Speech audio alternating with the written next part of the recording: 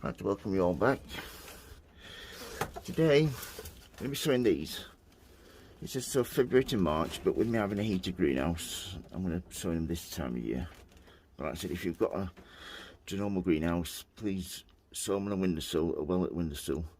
It's just that they're from February to March. 15-20 Celsius, 68 Fahrenheit.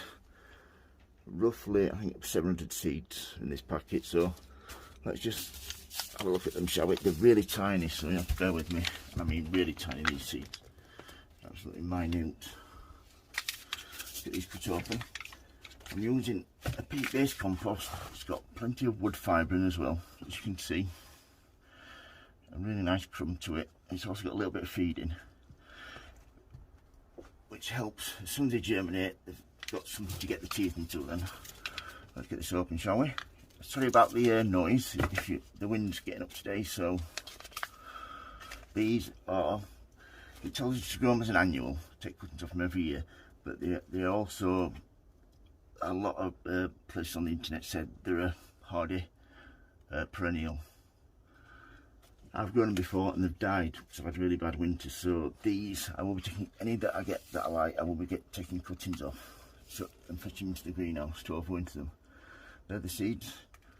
Give them a sprinkle. I'm going to use all these because I want to get as many as I can out of this.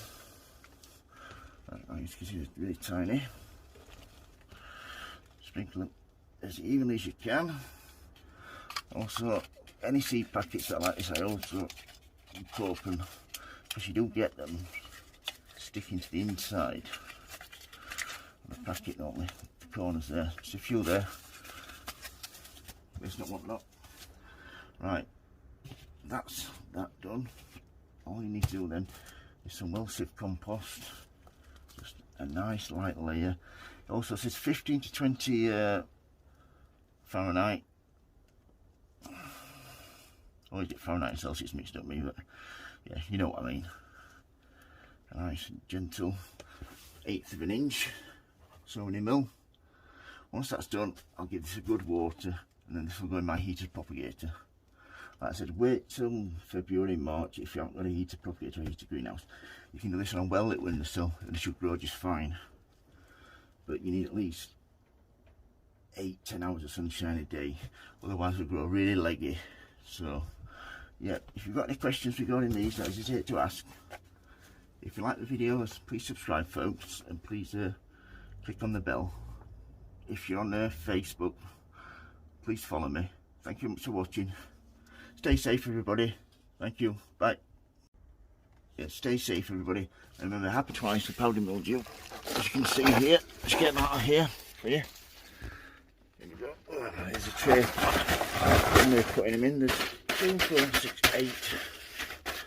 There's 40 there. So first of all, look at these.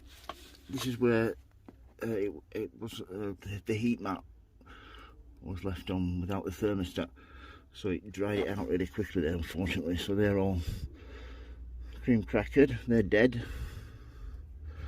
So yeah, first of all, let's get this little thing set up, shall we? So we can film it. Put it on to the side. Sorry about this everybody. I don't know if you can see this properly. Yeah, there we go.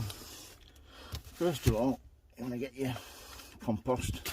The peat-based compost, I bought this from the lady that runs my allotments, so I didn't have to have it delivered or anything. It's really good quality, nice crumbly texture, peat in it, it's also got some feed in it as well. So yeah, just spread it out like so. This doesn't matter if you make a mess. This is where I do all my potting on this top shelf, so all I do is clean it up once in a while, get rid of all the old compost. That's one lot. Let's get the lot in there, shall we? Yeah, these Penstemons, I've always had a problem with them damping off, so I've sprayed them twice so far. It's really helped, made a massive difference in fact. So yeah, nearly done now. That's that done. So right, let's get a little dibber, shall we? Here we go. What's my pen? So what you want to do is just get underneath, you want to be gentle with these. like so.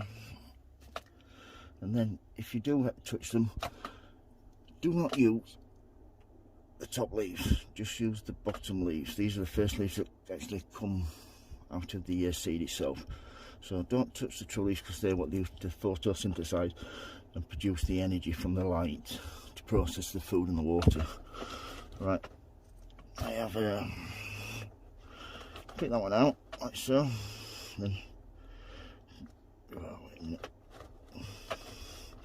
get a lot more out to there, some more out, a little bit more out. That's nice. Yeah, right, here we go. So I've done one now, so just get dibber in there, get some out like so. You want to be gentle with these. Like I said, Penstemon. That's damping off is a major thing with these. Use my fingers because my dipper's not very good enough. In there like so. Do a few more of these. I know you don't want to see me doing all of these, but this is a peat-based compost, if you need to know. Peat-based compost, and it also has 6 weeks worth of feed in it. When they get established, I shall start feeding them probably a liquid tomato feed. Yeah, I do like using liquid tomato feed. I said use the bottom leaf like so. I think you get good results with it. But yeah, I've grown these other years. First year I ever grew these, I had some really good results. I might have some videos about it somewhere, and they were really good. More by chance than good luck or judgment. And since then, every time I tried to grow them, they've damped off. So this time I thought, right, spray them. If I kill them, I kill them. If they survive, they survive, and I'm gonna have some good results. So I shall just pause the video. Next time you see me, I'll have just about finished potting these on. Right, nearly done now. Just a couple more to do. Just by magic, straight to the end. So just get these nice, healthy looking seedlings in. This is potting on this. If you've got any questions regarding anything that I do, please just leave a comment and I'll get straight back to you. Don't mind at all. Something to do. So yeah, just 2 more to get in there. Yeah, these looking well. I shall water these in well today, and then I shall take them from underneath the lights, stick them on the top shelf where they are now, just in the corner, and hopefully we'll have some nice Penstemons this year. Touch wood. Yeah, once I have watered them in and left them a couple of days, I shall spray them for against powdery mildew and that, because I don't want them to put all this trouble in them, damp off, because I would be devastated then. This is the best year I've had yet for growing these. So yeah, like I said, growing them from seed, to my Penstemons. All I do now is I give them water with my little hose watering can. That's H-A-W-S, not in hose like in women of the night, ladies of the night, not that kind of hose. But yeah, give them a quick water on the top. I think I might have missed one here. No. Yeah, give them a quick water like that, and then we shall put them over into my tray. I shall leave them for probably an hour or so, just to soak everything up, and then I shall put them, I think they'll fit back under here. Yeah, in the back there. I shall put them in the back there on the heat mat. So yeah, that's how to grow Penstemon from seed. If you've got any questions, don't hesitate to ask, folks. If you like the video, please subscribe. Remember, happy sowing, happy growing. Thank you for watching. Please keep safe. Bye. Yeah, welcome back, ladies and gentlemen. Today we're going to be potting on these Penstemons. I potted these on, I think, the 20th of January into these trays. As you can see, they've done really, really well. This is one I've just done. All you need is some 9cm pots. I got these off eBay, second hand from a garden centre. These arrive in these at the garden centre, and then they pot them on. So these are basically waste, so they're quite cheap. So all you need to do is fill your pot up This is peat-based compost with 6 weeks worth of feeding.